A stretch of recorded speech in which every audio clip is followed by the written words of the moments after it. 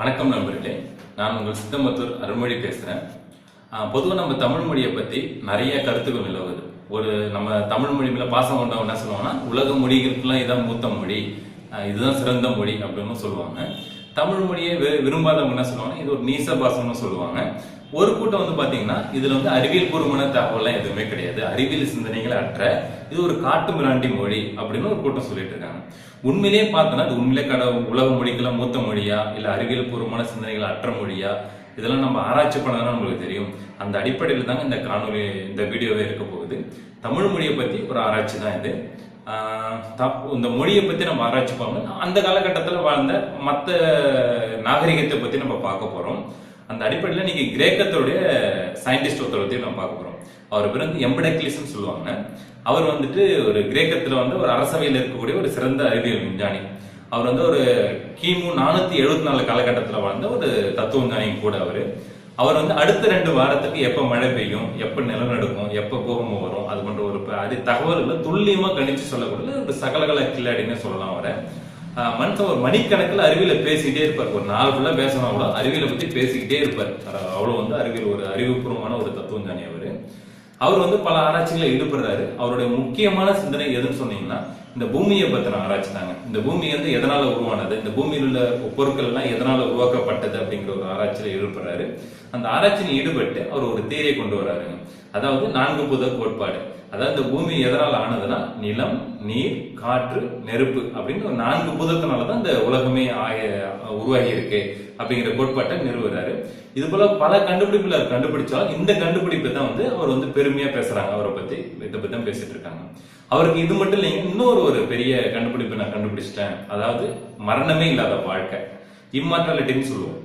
யாருக்கு தான் இந்த வாழ்க்கை வாழ்றதுக்கு ஆசை இருக்காது சொல்லுங்க பார்ப்போம். எல்லாருக்குமே இந்த ஆசை இருக்கும். இந்த காலத்துல இருந்து அந்த காலம் வரைக்குமே இந்த வாழ்க்கையை வாழ்றதுக்கு ஆசைப்பட்டிருக்காங்க. அதற்கான ஆராய்ச்சியிலுமே ஈடுபட்டிருக்காங்க. அந்த அடிப்படையில எம்படக்லிஸ் என்ன சொல்றாருன்னா, நான் மரணமே இல்லாத வாழ்க்கை வாழ்றதுக்கு வழியை கண்டுபிடிச்சிட்டேன். அந்த வழி நான் உங்களுக்கும் சொல்லித்தரேன். என்ன ஃபாலோ பண்ணீங்கன்னா கண்டிப்பா நீங்க இந்த மரணமில்லாத வாழ்க்கையை வாழலாம் அப்படின்னு ஒரு பிரச்சாரம் பண்றாரு. மக்கள் ஆவலா ஐயோ நம்மளுக்கு சாவே இல்லையா அப்படின்ட்டு ரொம்ப சந்தோஷமா போயிடறாங்க. அவர் அந்த சிசிலியன் என்ற நகரத்துல கூட எட்னா என்ற எரிமலை குழம்புக்கு போறாரு. அவர் அதை பார்க்கறதுக்கு கூடவும் 200 பேர் போறாங்க. அவர் அந்த எரிமலை குழம்புல போய் குதிச்சுறாரு. அந்த 4 பூதத்தினாலதான் அது உடல் ஆனது இல்லையா, அதனால 4 பூதத்தினால ஆன ஒரு நெருப்பு பூதத்துல இருந்து அவர் தன் உடலை ஐக்கியமாக்கி அவர் எந்த டெக்னிக்கெல்லாம் பயன்படுத்தினான்னு தெரியல. பட் ஆனா அதுல இருந்து மீண்டு எழுந்து வர முடியும் அப்படின்ற ஒரு கோட்பாடு நம்பிக்கையில ஒரு எரிமலை குழம்புல குதிச்சுறாரு. ஆனா சோதனை அடிப்பில் முயற்சி பண்ணாலும் சோதனை வெற்றி அடையுது, தத்துவம் தோல்வி அடையுது. எப்படின்னு பாத்தீங்கன்னா, என்னதான் நம்ம எரிமலைக்கு பஞ்சபூதத்துல ஆனதா இருந்தாலும் அந்த எரிமலை குழம்புல குதிக்கும் பொழுது கண்டிப்பா நம்மளுக்கு மரணம் தான் கிடைக்கும் அப்படிங்கிறத தெரிஞ்சுக்கிட்டாங்க. இந்த நிகழ்ச்சியை பார்க்க போன அந்த 200 பேரும் எரிஞ்சு சாம்பலா தான் ஆனாங்க.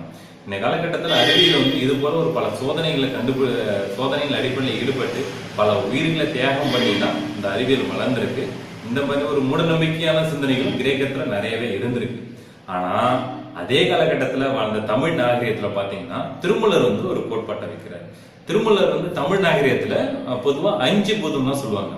தொல்காப்பியத்துல கூட சொல்லி இருப்பாங்க, நிலம், நீர், வலி, விசும்போடு 5ம் கலந்த மயக்கம் தான் இந்த உலகம். அதாவது இந்த 5 பூதமும் சேர்ந்த ஒரு மயக்கமான நிலை தான் இந்த உலகம். அதாவது தெளிவா எதையுமே சொல்ல முடியாது. ஒரு பொருள்ல எந்த பூதம் இருக்கு அப்படின்னு நம்ம தெளிவா சொல்ல முடியாது. ஒரு மயக்க நிலையில இருக்கிறவங்க யாராவது தெளிவா பேசுவாங்களா? பேச மாட்டாங்க இல்லையா? அது போலதாங்க ஒரு கலந்த மயக்கம்னா ஒரு பொருளை 5 பூதமும் கலந்துதான் இருக்கும். அது உறுதியா இதுதான் சொல்ல முடியாது. அந்த நிலையில தான் பொருள் ஒண்ணும் ஆயிருக்கு அப்படின்னு சொல்றாங்க. அந்த அடிப்படையில் தமிழர்கள் ஒரு பூதத்தை தேர்ந்தெடுக்கிறாங்க. திருமூலர் காற்று பூதத்தை தேர்ந்தெடுத்துக்கிறார். அதாவது இந்த காற்று பூதத்தை நம்ம வெல்லும் பொழுது கண்டிப்பா நம்ம மரணமே இல்லாத வாழ்க்கையை வாழ முடியும் அப்படிங்கிற கோட்பாட்டுக்கு வராங்க. அது மட்டும் இல்லாம அதை வாழ்ந்து நிரூபிச்சும் இருக்கிறாங்க. ஏற்றி இறக்கி இருகாலம் குறிக்கும் காற்றை பிடிக்கும் கணக்கறிவாளர் இல்லை, காற்றை பிடிக்கும் கணக்கறிவாளருக்கு கூற்றை உதைக்கும் குறியதுவாமே. அதாவது நம்ம மூச்சு இழுத்து வெளில இல்லையா, அந்த மூச்சு காத்தோடைய அளவு நம்ம தெரிஞ்சுக்கிட்டோம்னா நம்மளால நோயற்ற வாழ்வு மட்டும் இல்லைங்க, நீண்ட ஆயுதம் வாழ முடியும் அப்படிங்கறதா தமிழோட நம்பிக்கை. இது நம்பிக்கை மட்டும் இல்ல, அவங்க அந்த அடிப்படையில வாழ்ந்தும் காட்டிருக்கிறாங்க, நிரூபிச்சிருக்கிறாங்க. இதை எப்படி அவங்க தெரிஞ்சுக்கிட்டாங்க அப்படின்னு நம்ம யோசிக்கணும்னு பார்த்தோம்னா, உங்களுக்கு எளிமையா அந்த இயற்கையை உற்று பார்த்தா உங்களுக்கு அதற்கான விடையை நம்மளுக்கு தெளிவா தெரிஞ்சிடும். அதாவது ரொம்ப நாள் வாழக்கூடிய உயிரினங்கள் அதிகமா பார்த்தீங்கன்னா அந்த ஆமை, யானை. ஆமை 200 வருஷம் வாழக்கூடும். அந்த உயிரினத்தோட மூச்சு காற்றை பார்த்தீங்கன்னா சுவாசம் ஒரு நிமிடத்துக்கு 3 to 4 வரைக்கும் தாங்க இருக்கும். இதுவே குறைந்த ஆயுள் காலம் கொண்ட இந்த நம்ம தெருவில் கூட நம்ம கூடவே இருக்கிற நாயை பார்த்தீங்கன்னா அவருடைய சுவாச எண் வந்து ரொம்ப அதிகமா இருக்கும். அதாவது மூச்சு வந்து ஒரு நிமிடத்துக்கு நிறைய அதிகமான சுவாசங்கள் இருக்கும். இந்த அடிப்படையில இதை உற்று கவனித்த தமிழர்கள் வந்துட்டு மூச்சு காத்த வலுப்படுத்தி அந்த பிராணாயாமத்துக்கான கணக்கீடை கண்டுபிடிச்சு அதன் மூலயமா நீண்ட ஆயுள் வாழ்வதற்கான வழிமுறையை இந்த மக்களுக்கும் தெரிவிச்சிருக்கிறாங்க. எளிய வழியில டாக்குமெண்ட்டும் பண்ணியிருக்கிறாங்க. இதெல்லாம் நம்ம படிச்சு நம்ம கரெக்டா ஃபாலோ பண்ணோம்னா கண்டிப்பா நம்மளும் நீண்ட ஆயுளும் வாழலாம், நோயற்ற வாழ்க்கையும் வாழலாம்.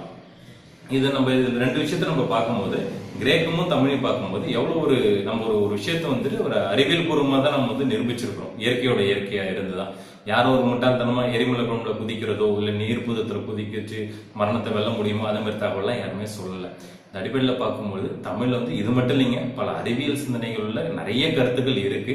அது ஒவ்வொன்றா அடுத்தடுத்த காணொலியில் நம்ம பார்ப்போம். இந்த காலகட்டத்தில் மரணமே இல்லாத வாழ்க்கையை வாழ முடியுமா, அதாவது சோதனை அடிப்படையில் கிடைக்கக்கூடிய தரவுகளை வச்சு மட்டுமே பேசக்கூடிய இந்த அறிவியல் காலமும் இதற்கான முயற்சியில் ஈடுபட்டு இருக்கு. அந்த அடிப்படையில் பார்க்கும்போது ஆப்ரடி கிரே என்ற ஒரு அமெரிக்க சயின்டிஸ்ட் வந்துட்டு கலிபோர்னியாவில் ஒரு சென்ஸ் ரிசர்ச் ஃபவுண்டேஷன் ஒரு ஃபவுண்டேஷன் ஆரம்பிச்சு இது சம்பந்தமா ரிசர்ச் பண்ணிட்டு இருக்கிறாரு. அவர் வந்து ஸ்டெம் செல் ரிசர்ச்சும் ஆன்டி அல்சைமர் ரிசர்ச்சும் ஆன்கோஜெனோமிக்ஸ் என்ற டிபார்ட்மெண்ட் வைஸா ரிசர்ச் பண்ணிட்டு இருக்காங்க. ஒரு வருஷத்துக்கு பாத்தீங்கன்னா இவங்க ஒரு $10 மில்லியன் செலவு பண்ணிட்டு இருக்காங்க. இவ்வளவு செலவு பண்ணாலுமே அவங்க வந்து அதுக்கான விடை கிடைச்சதா பாத்தீங்கன்னா கண்டிப்பா இது வரைக்கும் தெளிவான முடிவு அவங்களுக்கும் கிடைக்கல. ஆனா அந்த காலத்திலே தமிழர்கள் வந்து மரணமே இல்லாத இம்மார்டாலிட்டி லைஃப் வந்து வாழ்வதற்கான வழியை கண்டுபிடிச்சு அது எளிய வழியில சொல்லிட்டும் போயிட்டாங்க. இது அடிப்படையில் நம்ம பார்க்கும்போது பல வகையிலையும் இந்த காலகட்டம் வரைக்குமே தமிழ் வந்து அவ்வளோ ஒரு முற்போக்கு உள்ள சிந்தனையும் கொண்டிருக்கு. நிறைய அரிய தகவல்களும் தமிழ் மொழி தன்னகத்தே கொண்டு இருக்கு நண்பர்களே. இந்த மொழியை பத்தி தான் நம்ம அடுத்தடுத்த காணொலியில் நம்ம பார்க்க போறோம். இந்த வீடியோ மூலமா உங்களுக்கு வந்து மாற்று கருத்து ஏதாவது இருந்ததுன்னா கீழே வந்து கமெண்ட் பாக்ஸ்ல உங்களோட கருத்தை பதிவு செய்யுங்க. இது மட்டும் இல்லைங்க, மேலும் ஏதாவது இது சார்ந்த ஒரு தகவல் உங்களுக்கு தெரிஞ்சுக்கணும்னாலும் கமெண்ட் பாக்ஸ்ல உங்களுடைய கருத்தை பதிவு செய்யுங்க. தமிழ் மொழி சார்ந்தும் தமிழ் மருத்துவம் சார்ந்தும் அறிய வந்து இதுவரையும் நம்ம கேள்வியே படாத புதிய தகவல்கள் நிறைய இருக்குதுங்க. அத மாதிரி புதிய தகவலை நீங்க தெரிஞ்சுக்கணும்னா கண்டிப்பா என்னோட தொடர்ந்து இணைந்திருங்கள். நன்றி.